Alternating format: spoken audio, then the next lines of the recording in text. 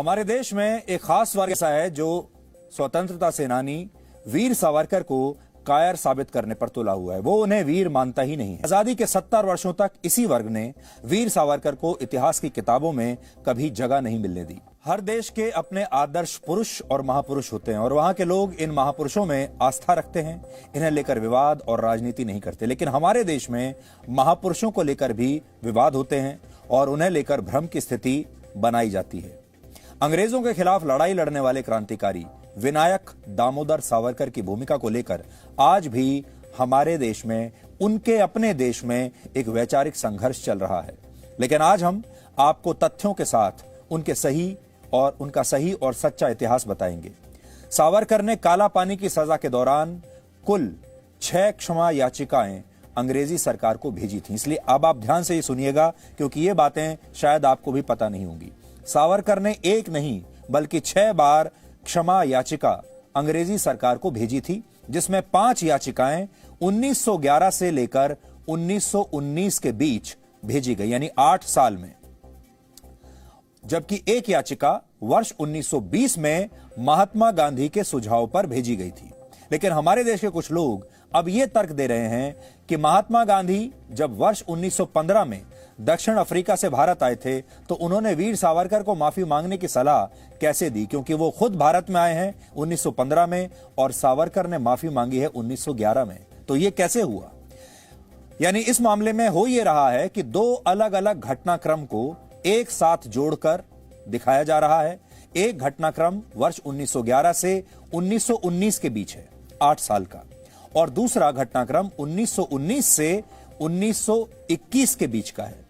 इसलिए इन दोनों को एक साथ मिलाकर जब पेश करते हैं लोग, तो वो एक कंफ्यूजन की स्थिति पैदा करते हैं। और हमारे देश के ज्यादातर लोगों ने इतिहास को कभी पढ़ा ही नहीं है, इसलिए वो बहकावे में बड़ी आसानी से आ जाते हैं। इसलिए अब आप सही स्थिति को समझिए।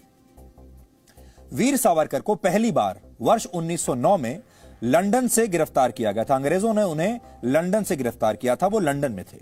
उन पर महाराष्ट्र के नासिक में ब्रिटिश जिला कलेक्टर AMT जैक्सन की हत्या का षड्यंत्र रचने का आरोप था और उन पर यह भी आरोप था कि उन्होंने ब्रिटिश सरकार के खिलाफ विद्रोह भड़काकर युद्ध जैसी स्थिति पैदा करने की कोशिश की।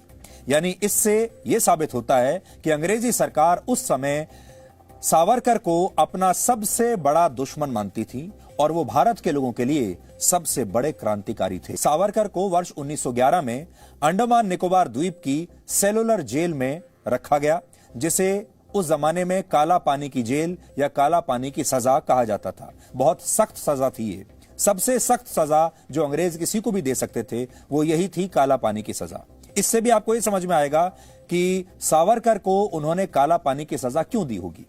इस सजा के दौरान सावरकर को भयानक यातनाएं दी गईं, जिसके बाद उन्होंने 30 अगस्त 1911 को अंग्रेजी सरकार को पहली चिट्ठी लिखी और अपनी सजा माफ करने की गुहार लगाई। लेकिन 3 दिन के बाद ही अंग्रेजों की सरकार ने इस याचिका को खारिज कर दिया। इसके बाद 14 नवंबर 1913 को उन्होंने एक और याचिका दायर की, जिसमें उन्होंने अंग्रेजी सरकार के प्रति विद्रोह न करने का भरोसा दिलाया। हालांकि इस चिट्ठी को सिर्फ एक माफीनामा माना जाए या फिर युद्ध की रणनीति माना जाए, इसे लेकर इतिहासकारों में मतभेद है, क्योंकि सावरकर जानते थे कि जेल में कैद रहकर क्रांति नहीं लाई जा सकती। अगर वो जेल में बंद रह गए तो भारत की आजादी के लिए कुछ नहीं कर पाएंगे और इसके लिए सबसे पहली बात यह है कि उन्हें किसी भी तरह बाहर निकलना है जेल से, चाहे वो माफी मांगकर निकलें, चाहे किसी और तरह का आश्वासन देकर निकलें, लेकिन बाहर निकलना जरूरी है।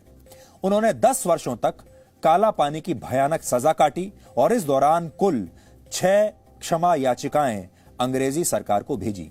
10 साल में 6 याचिकाएं उन्होंने लगाई माफी की, लेकिन अंग्रेज नहीं माने। वर्ष 1919 में पहले विश्व युद्ध के बाद ब्रिटेन के किंग जॉर्ज V ने एक ऑर्डर जारी किया।